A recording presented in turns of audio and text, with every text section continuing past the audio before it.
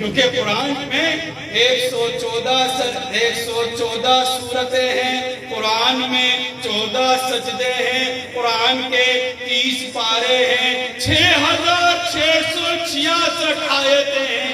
کیا ویسے ہی ہے کہ اس کا کوئی مطلب ہے؟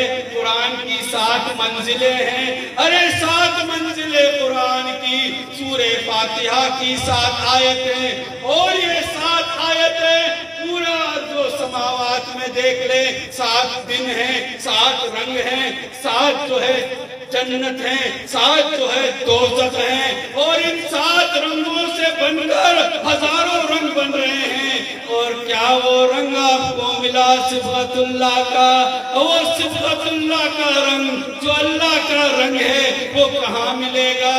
کالا ہے، اودا ہے، نیلا ہے، ہرا ہے، گلابی ہے۔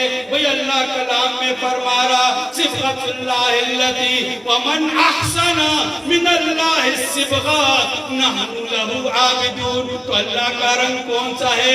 اللہ